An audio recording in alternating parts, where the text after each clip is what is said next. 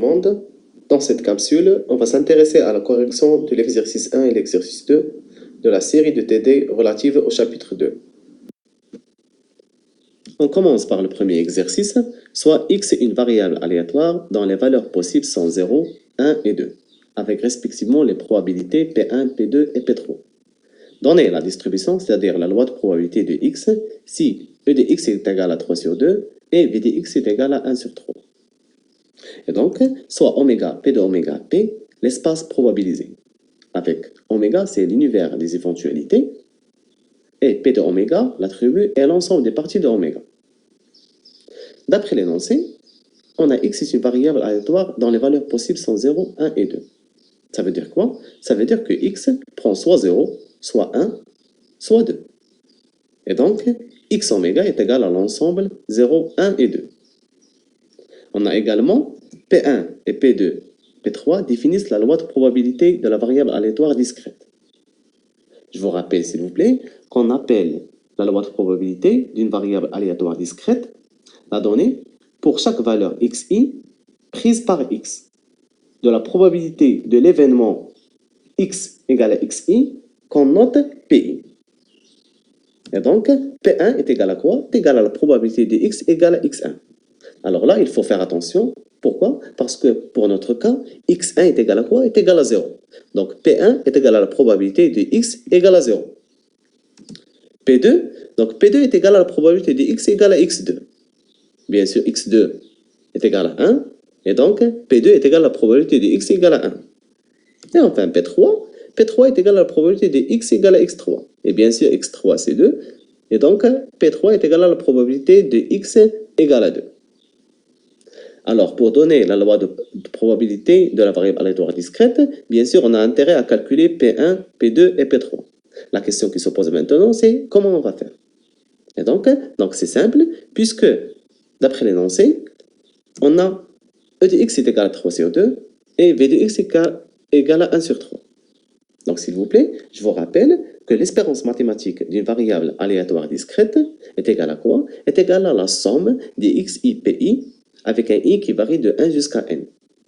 Et la variance de x est égale à quoi? Est égale à l'espérance des x carrés moins l'espérance des x au carré. Et bien sûr, c'est ce qu'on appelle la forme développée de la variance qu'on a eu l'occasion de voir au niveau des S1 en statistique descriptive. Donc, l'espérance mathématique de la variable aléatoire x est égale à quoi? Est égale à la somme des xi pi avec un i qui varie de 1 jusqu'à 3. Pourquoi? Parce qu'on a i est comprise entre 1 et 3. Et donc, est égal à quoi? Est égal à x1 p1 plus x2 p2 plus x3 p3. Et bien sûr, x1 c'est 0, donc c'est 0 fois p1, plus x2, donc c'est 1 fois p2, plus 2 fois P3, puisque x3 est égal à 2. Donc ça nous donne P2 plus 2 fois P3. D'après l'énoncé, on a l'espérance mathématique est égale à 3 sur 2. Et donc P2 plus 2P3 est égal à 3 sur 2.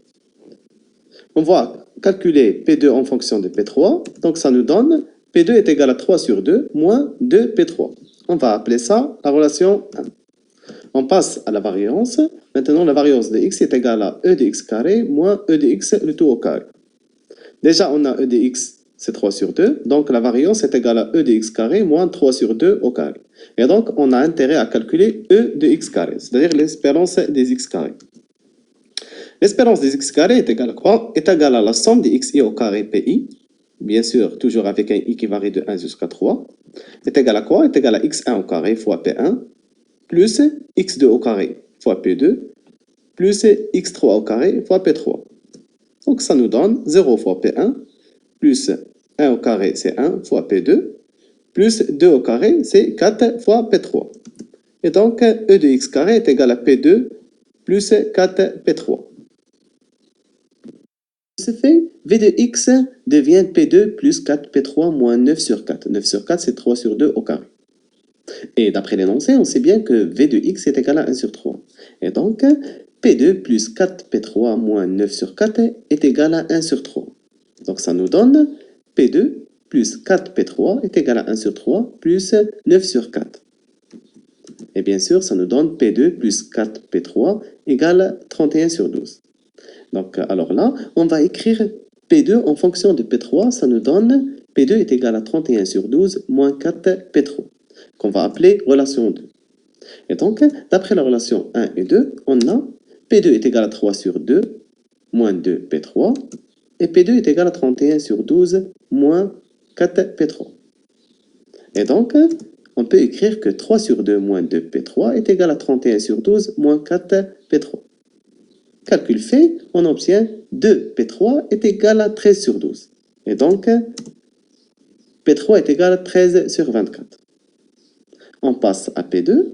Et donc, puisqu'on a trouvé P3, pour trouver P2, il suffit de remplacer P3 soit dans la relation 1, soit dans la relation 2. Donc, on va remplacer P3 au niveau de la relation 1. Donc, ça nous donne, donc P2 est égal à 3 sur 2, moins 2 fois 13 sur 24. Calcul fait, on obtient P2 est égal à 10 sur 24. Alors, maintenant, on a trouvé P3, on a trouvé P2. Donc, il reste P1. Donc, c'est simple, pour trouver P1, on sait bien que la somme des probabilités est égale à 1. Et donc, P1 plus P2 plus P3 est égal à 1. Et donc, P1 est égal à 1 moins P2 plus P3. P1 est égal à 1 moins 23 sur 24. Donc, calcul fait, on obtient P1 est égal à 1 sur 24. On passe au deuxième exercice. On considère une variable aléatoire y définie sur y oméga est égale à l'ensemble 0, 2, 4, 6. Tel que sa loi de probabilité est caractérisée par les probabilités P1, P2, P3 et P4. Dresser le tableau de la loi de y, calculer sa moyenne et interpréter. Donc, la loi de probabilité de y est donnée par le tableau suivant. Il s'agit d'un tableau à deux lignes, où la première ligne contient les y oméga, c'est-à-dire les réalisations de y, et la deuxième ligne contient la loi de probabilité. Donc, selon l'énoncé, on a les y oméga valent 0, 2, 4 et 6. Et pour chacun, vous avez une probabilité.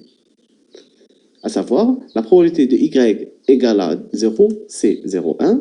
La probabilité que y égale à 2, c'est 0,3.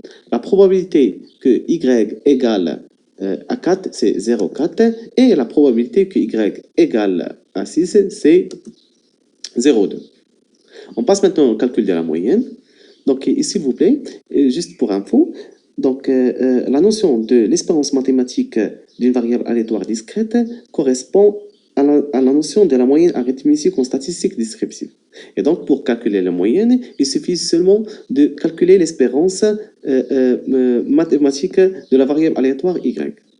Et puisque y oméga est fini, et donc l'espérance mathématique de y est égale à la somme des yi pi avec un i qui varie de 1 jusqu'à 4. Pourquoi 1 jusqu'à 4? Parce que i est comprise entre 1 et 4. Et donc, ça nous donne y1 fois p1 plus y2 fois p2 plus y3 fois p3 plus y4 fois p4. Donc, c'est 0 fois 0,1 plus 2 fois 0,3 plus 4 fois 0,4 plus 6 fois 0,2. Donc, ça nous donne 0 plus 0,6 plus 1,6 plus 1,2. Calcul fait, donc ça nous donne 3,4. Et donc, comme interprétation, on peut dire que cela signifie qu'en moyenne, les réalisations obtenues pour plusieurs tirages dans la loi de probabilité de la variable y seront égales à 3,4.